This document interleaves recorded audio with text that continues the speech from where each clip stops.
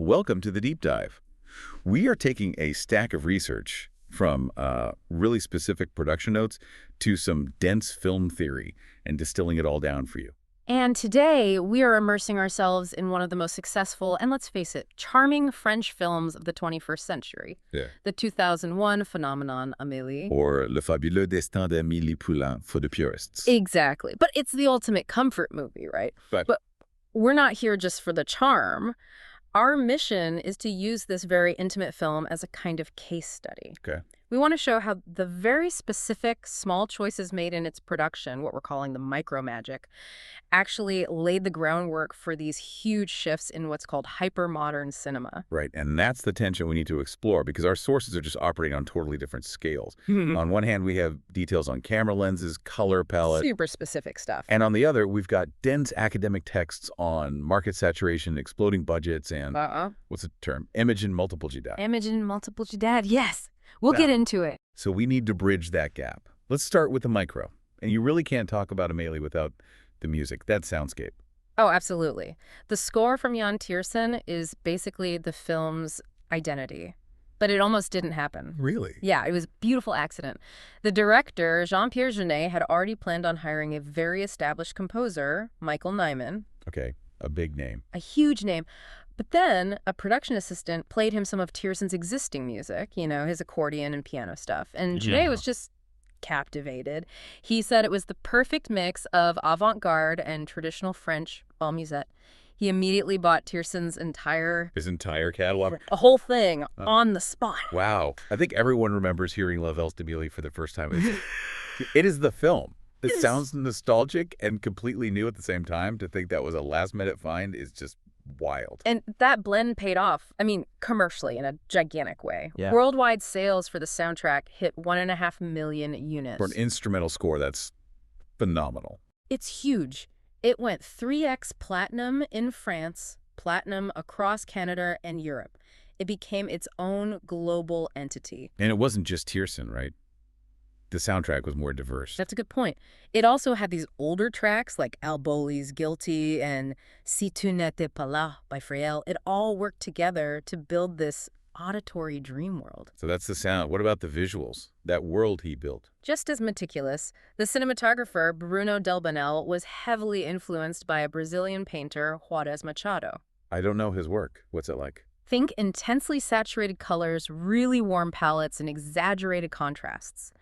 Jeunet wanted a version of Paris that felt like a complete romanticized dreamscape. So it was meant to be a visual mirror of Amélie's own inner life. Exactly, her hyper-personalized world. And you can see that in the actual shots. I remember reading about the composition, the use of center framing. Yes, a very deliberate use of center framing, especially when she breaks the fourth wall and looks right at you. Right at the viewer. Yeah, and they also used this layered depth, but paid incredible attention to minutia. You know, those tight shots on faces or on tiny overlooked details. And it colored. That was a whole strategy in itself. A total emotional roadmap. The dominant palette is warm reds, greens, yellows for that nostalgic comfort.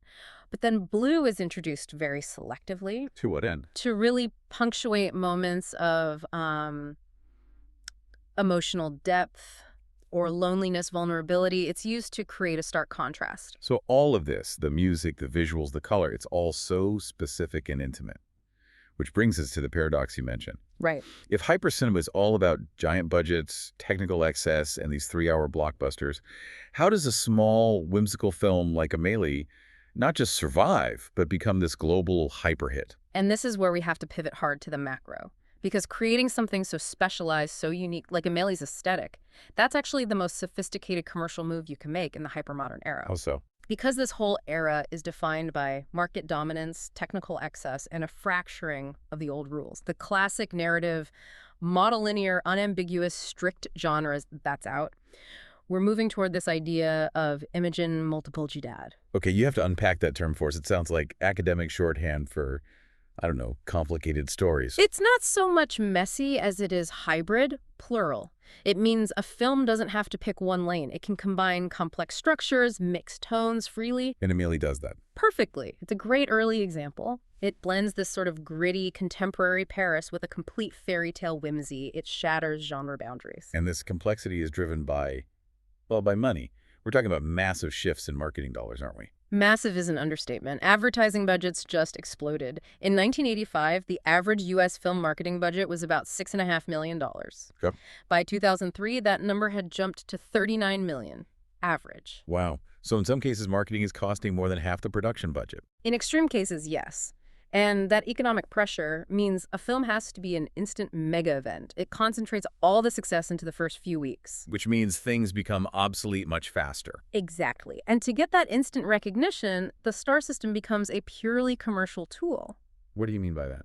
Well, our sources describe the star as the only absolute merchandise. The star isn't just an actor anymore. They are a brand, a multi-sellable brand that's leveraged to sell the film, the soundtrack, everything, all at once. Maximum saturation from day one. That's the goal. This intense pressure leads us into these core paradoxes of hypercinema you mentioned. Let's start with the first one, imagen excesso, saturation and sensory overload. Right. This era is all about escalation. We've moved from an era of emptiness to an era of saturation, and you can see it concretely in something as simple as film length. They're getting longer. Much longer. The average is creeping up toward 2 hours, and your big blockbusters are routinely pushing 3 hours. Think of Titanic at 3 hours and 10 minutes. And that length, that excess, it's designed to create spectacle. Exactly. The aesthetic goal is vertigo, stupefaction.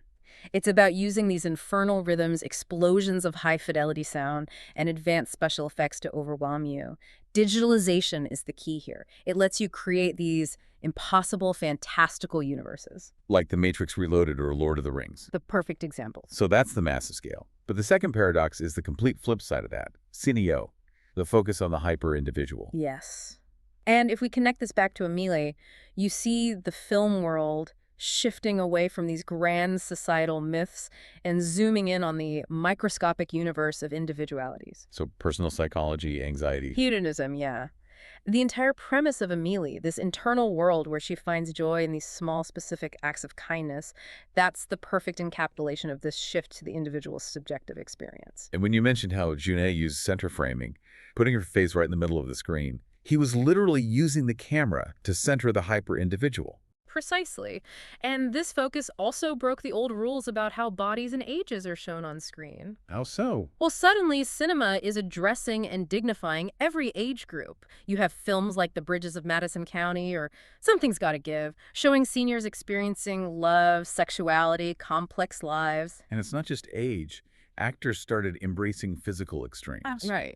Challenging that old beautiful star ideal. Absolutely. The hyper-individual pushes boundaries. You have Robert De Niro gaining 30 kilos for Raging Bull. A classic example. Or Charlize Theron, a top model, completely transforming her appearance for Monster. Gaining weight, using prosthetics, making herself look unrecognizable. The star pays with their own body to meet the demands of this extreme performance. It's fascinating. And our sources even connect this to amateur webcams, people trying to cultivate their own brand, their own iconic hero status. Yes, that impulse isn't just limited to Hollywood. It's the same desire for a hyper-individual brand. Which brings us to the third paradox, Yeah. the polemics of memory. Right. The hyper-modern world is obsessed with a frenzy of memory. Vintage, retro, it's everywhere. But when cinema deals with history now, it's not neutral anymore. It becomes polemical. It's rewritten, it's hybridized with contemporary aesthetics to make it feel more immediate. Like the examples from the sources, Mel Gibson giving Braveheart a sort of Mad Max aesthetic. Or Sofia Coppola putting pink Converse sneakers in Marie Antoinette. It's making history relatable to a modern audience. Exactly. And alongside this, you have a massive revival of the documentary. It's surprising. It is, but the numbers are there. In France, documentary distribution doubled between 2000 and 2005. They started having huge commercial success. March of the Penguins made $77 million in the U.S. More than The Fifth Element, a major sci-fi blockbuster. Right. But that success often relies on what's called scripted reality or organization. So blurring the lines. Blurring the lines in service of emotional storytelling.